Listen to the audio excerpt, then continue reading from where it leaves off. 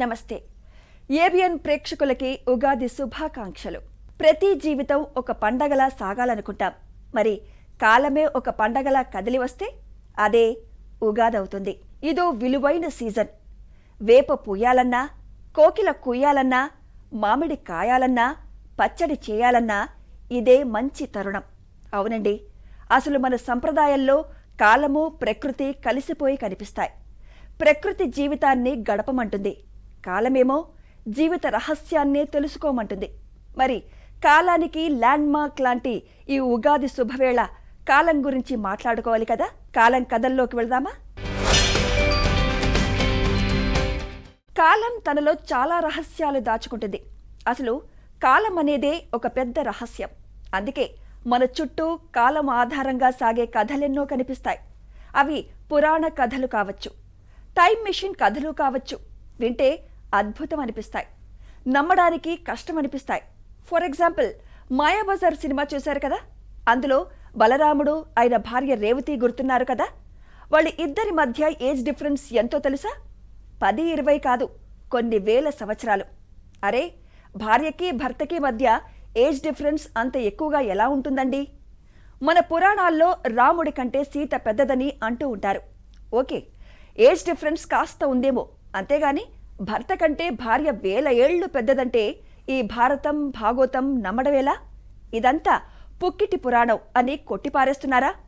అది పురాణమే కావచ్చు, కానీ దాని వెనుక గొప్ప లాజిక్ ఉంది. కాలం చెప్పే ఈ కథ వింటే మీకే అర్థమవుతుంది. మాయాబజార్ సినిమా చూసే ఉంటారుగా. అందులో బలరాముడు, రేవతి వీళ్ళ క్యారెక్టర్స్ అందరికీ ఈజీగా గుర్తుంటాయి. కానీ భారతం తెలిసిన వాళ్ళకి సైతం తెలియని విషయం ఒకటి ఉంది. అదేంటంటే, బలరాముడి కంటే ఆయన భార్య అయిన రేవతి వయసు బాగా ఎక్కువ. ఎక్కువ అంటే 1-2 కాదు, వేలాది సంవత్సరాలు ఎక్కువ. ఈ విషయం భారతంలో కనిపించదు, కానీ భాగవతంలో స్పష్టంగా ఉంది. అసలు భార్యాభర్తల మధ్య ఇంత ఏజ్ డిఫరెన్స్ ఎలా సాధ్యం? అయినా ఇది కేవలం పురాణ కథే కదా అని కొందరు కొట్టిపారేయొచ్చు. కానీ దీంట్లో అద్భుతమైన లాజిక్ ఉంది. కాలం తాలూకు రహస్యం కూడా ఉంది. టైం అనేది ప్లేస్ ని బట్టి మారిపోతుందని మనకి తెలుసు. దేశం మారితే కాలంలో మార్పు మరింత ఎక్కువగా ఉంటుంది. మనకి పట్టపగలైతే అమెరికాలో అర్ధరాత్రి, వాళ్ళకి పగలైతే మనకి రాత్రి. ఆధునిక యుగంలో ఈ విషయం అందరికీ తెలుసు. అందులోనూ ఆన్లైన్ జాబ్స్ చేసే వాళ్ళకి ఇది నిత్యానుభవం. మరి దేశాన్ని బట్టి మారే ఈ టైం జోన్స్ మాత్రమే కాదు, గ్రహాల టైం జోన్స్ కూడా ఉన్నాయండి. గ్రహం మారితే టైమే కాదు, ఏకంగా మన వయసు కూడా మారిపోతుంది. ఉదాహరణకి, భూమి మీద 30 సంవత్సరాల వయసున్న యువకుడు ఉన్నాడనుకుందా. అతనే శుక్రగ్రహం మీద ఉంటే అతని వయసు ఎంత అవుతుందో తెలుసా? దాదాపు 50 ఏళ్ళు. అలాగే 30 ఏళ్ల వ్యక్తి బుధగ్రహం మీదకి వెళితే అతని ఏజ్ 125 ఏళ్లుగా భావించాలి. అంటే ముసలివాడు అయిపోతాడని కాదు, గ్రహాన్ని బట్టి వయసు లెక్క పెట్టే తీరే మారిపోతుంది. ఎందుకంటే గ్రహం మారితే రోజు అనే మాటకే అర్థం మారిపోతుంది. ఒక గ్రహం సూర్యుడి చుట్టూ తిరిగే టైంను బట్టే రోజు అన్నది లెక్క వేయాలి. అందుకే వయసులో ఇంత చేంజ్. మీకు ఇంకా డౌట్ ఉంటే ఇదిగో ఈ వెబ్సైట్ పేరు అమ్ని క్యాలిక్యులేటర్. ఇక్కడ గ్రహాన్ని బట్టి మీ వయసు ఎలా మారుతుందో చెక్ చేసుకోవచ్చు. సరే, దేశం మారినా గ్రహం మారినా టైం జోన్స్ మారిపోతాయి. అసలు లోకం దాటి మరో లోకంలోకి పోతే అప్పుడు ఈ టైం జోన్ చేంజ్ వేల ఏళ్ల వరకు వెళ్ళిపోతుందంటోంది భాగవతం. ఇప్పుడు రేవతి కథకి వద్దాం. రేవతి తండ్రి పేరు రైవతుడు. అసలు ఆయన పేరు మీదే రేవతికి ఆ పేరొచ్చింది లేండి. ఆయన గొప్ప రాజు. కుశస్థలం అనే పట్టణాన్ని ఏకంగా సముద్రం మధ్యలో నిర్మించాడట. కానీ కూతురికి పెళ్లి చేయడం అంతకంటే కష్టమైన విషయం అనిపించిందట. తన స్థాయికి తగిన అల్లుడి కోసం వెతికి వెతికి అలసిపోయాడు రైవతుడు. ఎంతో మంది రాజకుమారుల పేర్లు పరిశీలించాడు, కానీ అందులో ఎవరు బెటరో అర్థం కాలేదు. మంచి సలహా ఎవరిస్తారా అని ఆలోచించాడు. వాళ్ళని వీళ్ళని అడగడం ఎందుకు? మొత్తం మనుషుల్ని, జీవజాలాన్ని సృష్టించిన సృష్టికర్త ఆ బ్రహ్మదేవుడు ఉన్నాడు కదా, డైరెక్ట్ గా ఆయననే అడిగితే సరిపోతుంది కదా అనుకున్నాడట. వెంటనే కూతుర్ని తీసుకొని బ్రహ్మలోకానికి వెళ్ళాడు. తీరా వీళ్ళు బ్రహ్మలోకానికి వెళ్లేసరికి అక్కడ నాట్య ప్రదర్శన జరుగుతోంది. గంధర్వులు పాడుతుంటే, కిన్నెరలు నాట్యం చేస్తుంటే బ్రహ్మదేవుడు చూస్తున్నాడు. ప్రదర్శన మధ్యలో పలకరించడం మర్యాద కాదని రైవతుడు కాసేపు ఆగాడు. ప్రదర్శన పూర్తయ్యాక బ్రహ్మదేవుణ్ణి కలిసి సమస్య చెప్పుకున్నాడు. చేతిలో ఉన్న పెళ్లి కొడుకుల పేర్ల జాబితా మొత్తం చదివి వీళ్లలో ఎవరు బెటర్ ఆప్షనో చెప్పమన్నాడు. ఆ పేర్లన్నీ విని బ్రహ్మదేవుడు పకపక నవ్వాడట. ఎందుకో తెలుసా? బ్రహ్మలోకం కదా, టైం జోన్ మారిపోయింది. అక్కడ ఒక్క క్షణం అంటే ఇక్కడ భూలోకంలో ఎన్నో వందల సంవత్సరాల కింద లెక్క. పాపం రైవతుడికి అది తెలియదు. రైవతుడు చెప్పిన పేర్లు విని బ్రహ్మ ఏమన్నాడో తెలుసా? పిచ్చివాడా, నువ్వు చెప్పే వీళ్ళంతా ఎప్పటి వాళ్ళు? వీళ్ళంతా చనిపోయి చాలా కాలమైంది. వాళ్ళే కాదు, ఇప్పుడు భూలోకంలో వాళ్ళ కొడుకులు, మనవళ్ళు, వాళ్ళ మనవళ్ళు, ముని మనవళ్ళు కూడా లేరు. అసలు నువ్వు చెప్పిన ఈ వంశాలే ఇప్పుడు భూమి మీద లేవు. వచ్చింది బ్రహ్మలోకం అని మర్చిపోతే ఎలా? నువ్వు ఇక్కడ వేచి చూసిన కొన్ని క్షణాల్లో అక్కడ వేల సంవత్సరాలు గడిచిపోయాయి అన్నాడట. షాక్ అయిపోయిన రైవతుడికి ఏం చేయాలో తెలియలేదట.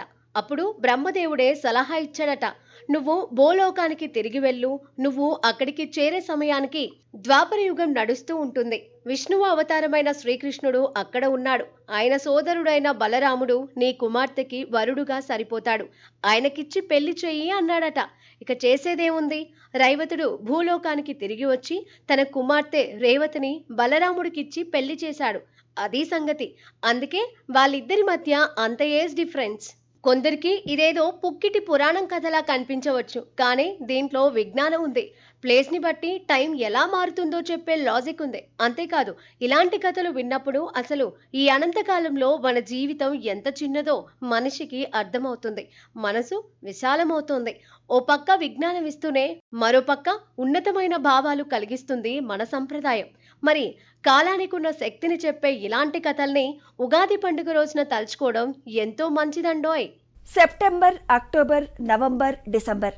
అరే, ఉగాది అనేది మార్చిలోనో ఏప్రిల్లోనో వస్తుంది. ఈ టైంలో సెప్టెంబర్, అక్టోబర్ అంటారేంటి? ఆగండి. ఈ పేర్లలో ఒక కాలం రహస్యం ఉంది. ఒక క్యాలెండర్ రహస్యం కూడా ఉంది. మీరు ఎప్పుడైనా ఈ సౌండింగ్ గమనించారా? సెప్టెంబర్ సప్త, అక్టోబర్ అష్ట, నవంబర్ నవ, డిసెంబర్ దశ. అంటే 7, 8, 9, 10 అన్నమాట. అదేంటి సెప్టెంబర్ 7వ నెల అంటున్నారు? మన క్యాలెండర్లో సెప్టెంబర్ 9వ నెల కదా. అసలు ఇలా 2 నంబర్లు తేడా ఎందుకు వచ్చాయి? కాలం తాలూకు ఈ క్యాలెండర్ రహస్యం ఇప్పుడు తెలుసుకుందాం. సెప్టెంబర్ సౌండ్ వినడానికి సప్త లాగా ఉంటుంది. సప్త అంటే సంస్కృతంలో 7 అని అర్థం. సప్త ఋషులు, సప్త ద్వీపాలు ఇలాంటివన్నీ మనం వింటూనే ఉంటాం. మరి ఈ సప్త లాంటి సౌండ్ ని బట్టి చూస్తే సెప్టెంబర్ మన క్యాలెండర్లో 7వ నెల అయి ఉండాలి. కానీ తీరా చూస్తే అది 9వ నెలగా కనిపిస్తుంది. ఇలాగే అక్టోబర్లో అష్ట అనే సౌండ్ ఉంది. సంస్కృతంలో అష్ట అంటే 8, కానీ అక్టోబర్ 10వ స్థానంలో కనిపిస్తుంది. మరి ఇదే విధంగా నవంబర్, డిసెంబర్ కూడా. అసలు ఎందుకిలా మారింది? నెలల పేర్లలో 2 నెంబర్లు తేడా ఎందుకొచ్చింది? ఎందుకంటే సింపుల్ ఆన్సర్. ఒకప్పటి క్యాలెండర్ మార్చితో మొదలయ్యేది. ఇప్పుడు చెక్ చేయండి, జనవరి, ఫిబ్రవరి ఈ 2 వదిలేసి మార్చి నెలతో మొదలుపెట్టి నెలల పేర్లని చదవండి. సెప్టెంబర్ కరెక్ట్ గా 7వ నెల అవుతుంది. ఇలాగే అక్టోబర్, నవంబర్, డిసెంబర్ కూడా 8, 9, 10 ప్లేస్లలో కరెక్ట్ గా ఫిట్ అవుతాయి. ఆఫ్ కోర్స్ మనం సప్త, అష్ట, నవ, దశ అంటూ సంస్కృతం పేర్లు చెబుతున్నాం, కానీ నిజానికి ఈ పేర్లు సంస్కృతం నుంచి రాలేదు, లాటిన్ నుంచి వచ్చాయి. ఆ భాషల్లో సెప్టెం, ఆక్టో, నవం, డెచం అంటారు. సౌండింగ్ లో పోలిక క్లియర్ గా తెలుస్తుంది. అవునండి, సంస్కృతానికి లాటిన్ కి పోలిక ఉంటుంది. ఎందుకంటే అవి రెండు ఇండో యూరోపియన్ లాంగ్వేజ్ ఫ్యామిలీ నుంచే వచ్చాయి. సంస్కృతం నుంచి తెలుగులోకి చాలా పదాలు తెచ్చేసుకున్నాం, కానీ నిజానికి మన భాషల మూలాలకి సంస్కృతంతో సంబంధమే లేదు. సంస్కృతానికి విదేశీ భాషలతోనే పోలిక ఎక్కువ. ఏంటి, నమ్మట్లేదా? ఉదాహరణకి ఇంగ్లీష్ కి సంస్కృతానికి కూడా చాలా పోలికలు చూపించొచ్చు. మాతృ మదర్, భ్రతృ బ్రదర్, నోస్ నాసిక, హార్స్ అశ్వ, ఇవే కాదు చాలా ఉన్నాయి. అసలు సంస్కృతం మన దేశపు భాషే కాదన్నది కొందరి వాదమండి. అందుకే కదా సంస్కృతంలా అనిపించే ఆ హిందీని తెచ్చి మన మీద రుద్దుతానంటే తమిళులు వ్యతిరేకిస్తున్నారు. అసలైన భారతీయ భాషలు ద్రావిడ భాషలే అన్నది ఓ విశ్వాసం మాత్రమే కాదు, నిజం కూడా. సంస్కృతమే కాదు, హిందీ కూడా ఆర్య భాషే. ఆ భాషతో మా భాషల్ని చంపొద్దని తమిళులు గట్టిగా మాట్లాడుతున్నారన్నమాట.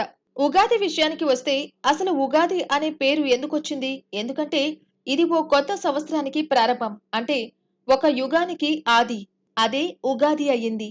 కాలాన్ని సూచించే క్యాలెండర్లో పండుగల పేర్లలోనే కాదు, ప్రతి నెల పేరు వెనుక కూడా ఓ కారణం ఉంటుంది. జనస్ అనే రోమన్ దేవత పేరు మీద జనవరి పేరు వచ్చింది. రోమన్ ప్రజలు చేసుకునే ఓ పండుగ పేరు ఫెబ్రువా. ఆ పేరు మీదే ఫిబ్రవరి నెలకి పేరు వచ్చింది. ఇక మార్స్ అంటే కుజగ్రహం అన్నది తెలిసిందే. ఆ పేరునే మార్చికి పెట్టారు. యుద్ధాలకి దేవుడు మార్స్ అని నమ్ముతారు రోమన్స్. అందుకే వాళ్ళు మార్స్ కి ప్రాధాన్యం ఇచ్చారు. తర్వాతి 3 నెలలు దేవతల పేర్లతో పెట్టిన పేర్లు. గ్రీక్ దేవత ఎప్రోడైటే, రోమన్ దేవత మాయా, మరో దేవత జూనో. ఇవే వరుసగా ఏప్రిల్, మే, జూన్ గా మారాయి. ఇప్పుడు మనం సెప్టెంబర్ సప్త, అక్టోబర్ అష్ట అన్నామే. అలాగే ఒకప్పుడు జూలై, ఆగస్ట్ నెలలకి కూడా నెంబర్లతోనే పేర్లుండేవి. జూలై నెలని క్వింటిలిస్ అనేవారు. ఆగస్ట్ ని సెక్స్టిలిస్ అని పిలిచేవారు. అంటే 5వ నెల, 6వ నెల అని అర్థం. అదేనండి మార్చితో మొదలెడితే. క్యాలెండర్లో జూలై, ఆగస్ట్ 5, 6 స్థానాల్లో వస్తాయి కదా.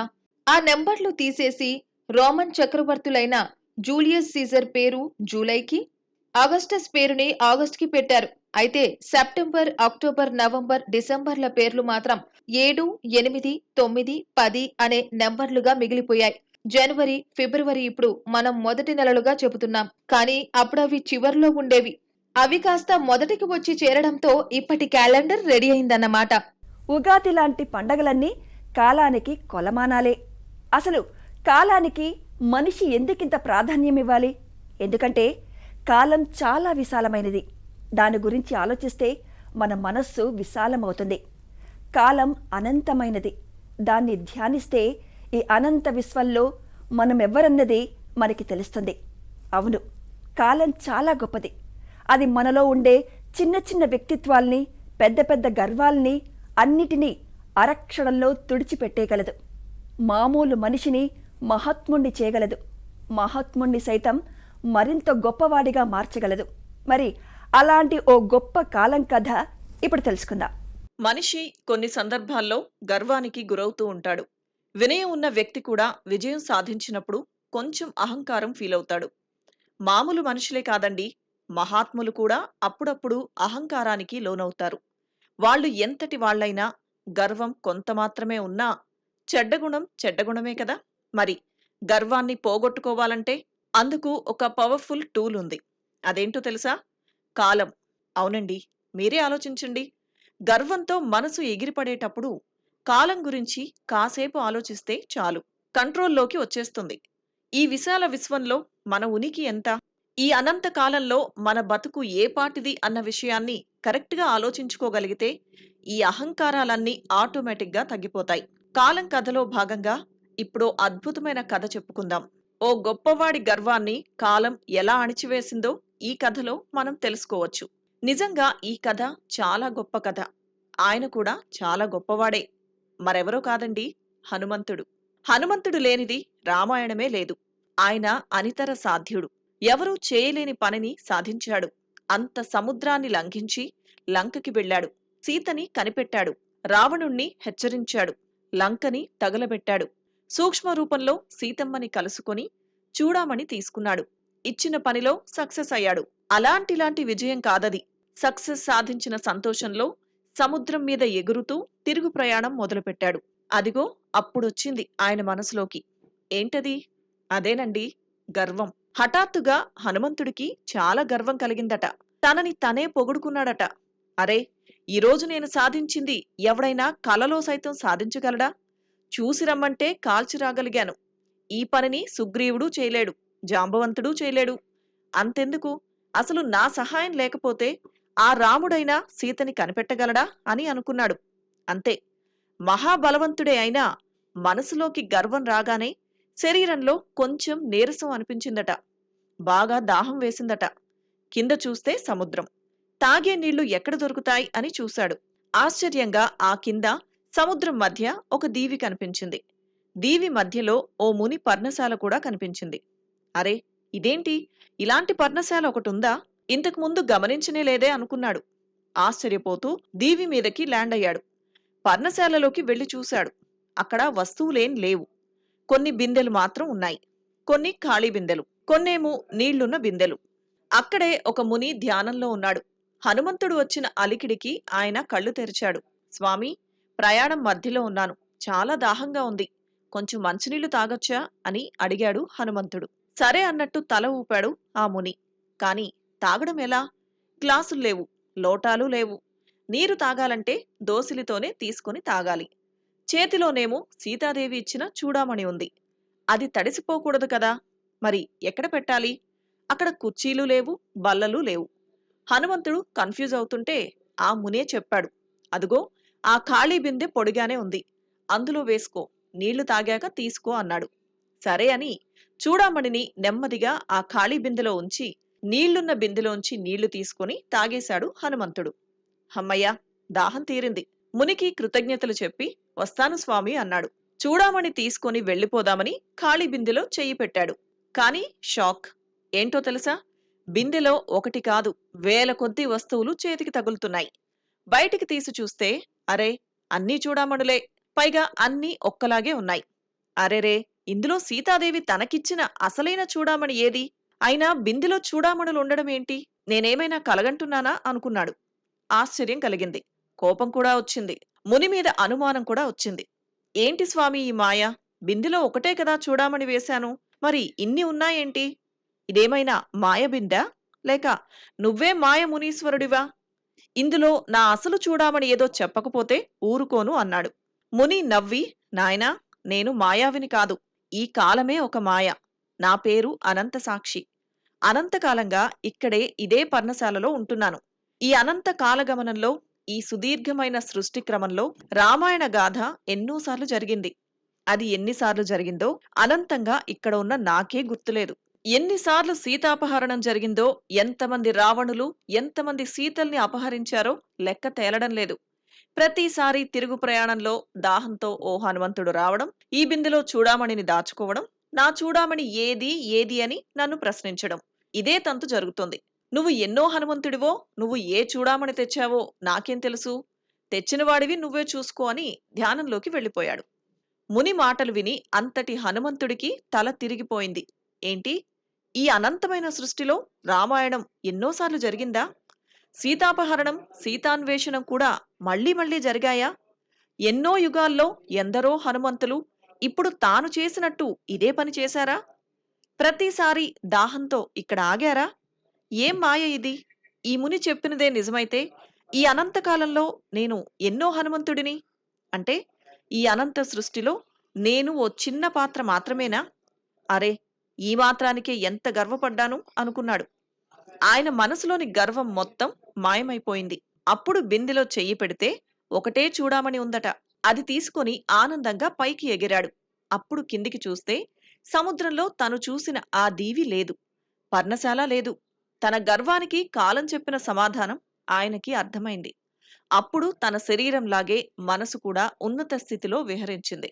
రామనామం జపం చేస్తూ సంతోషంగా ఎగురుతూ వెళ్ళిపోయాడట. చూశారా? ఈ కథ మనకి చెప్పే గొప్ప విషయాన్ని గమనించారా? కాలమనే అనంతమైన మహాప్రవాహంలో హనుమంతుడిలాంటి మహాత్ములు కూడా చిన్నవారుగానే అనిపిస్తారు.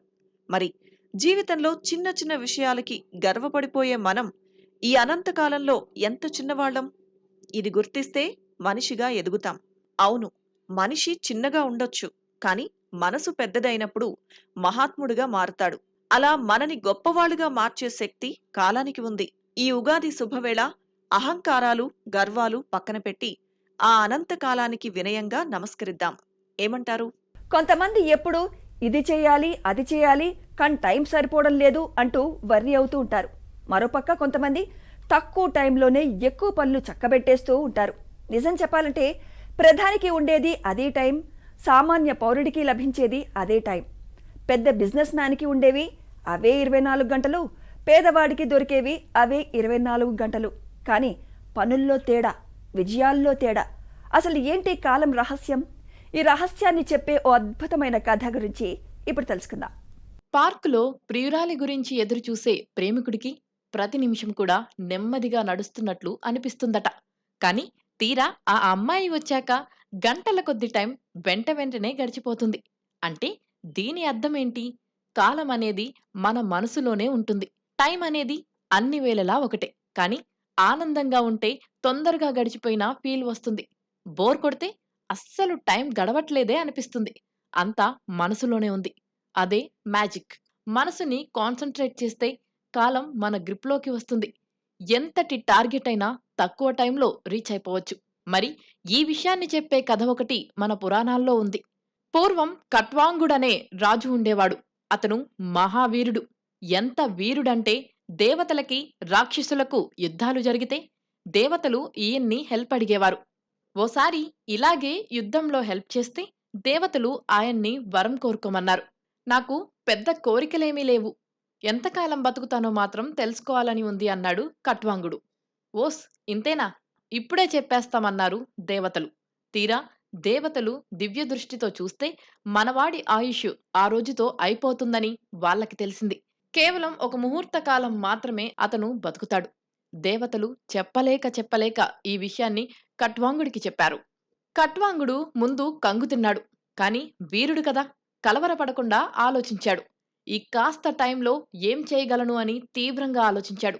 టైం చాలా తక్కువ, పోయిన జీవితం ఎలాగూ పోయింది. ఈ కాసేపు దేవుడి మీద మనసు పెట్టి ధ్యానం చేసి మోక్షం సాధించేయాలి అనుకున్నాడు.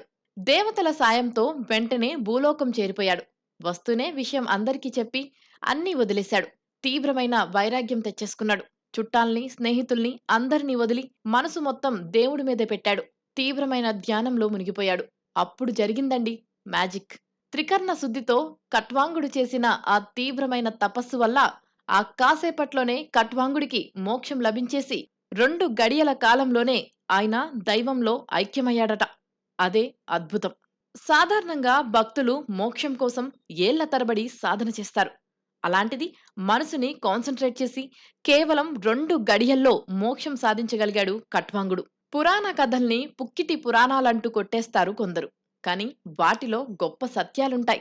ఏకాగ్రతతో పనిచేస్తే కొద్ది టైంలోనే అద్భుతాలు సాధించవచ్చని, కాలం వేస్ట్ అయిందని బాధపడేవాళ్ళు, ఎప్పుడు టైం లేదు అంటూ ఏడ్చేవాళ్ళు కట్వాంగుడి కథ తెలుసుకోవాలి. టైం గురించి బాధపడకుండా పని మీద దృష్టి పెడితే, మొత్తం మనసంతా పెట్టి పనిచేస్తే కాలం మన మాట వింటుంది. సక్సెస్ మన సొంతమవుతుంది.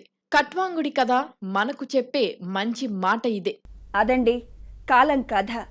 ఉగాది పచ్చళ్ళలో చేదు తీపి ఉన్నట్టే జీవితంలోనూ మంచి కాలం చెడ్డకాలం ఉంటాయి. ఉత్తరాయణం వచ్చే వరకు భీష్ముడైనా ఎదురు చూడాల్సిందే. మంచి కాలం కోసం మరణాన్ని సైతం వాయిదా వేసే మహాత్ముల సంప్రదాయం మనది. మరణాన్ని సైతం మహానందంగా తీసుకోగలిగే మహనీయుల పరంపర మనది.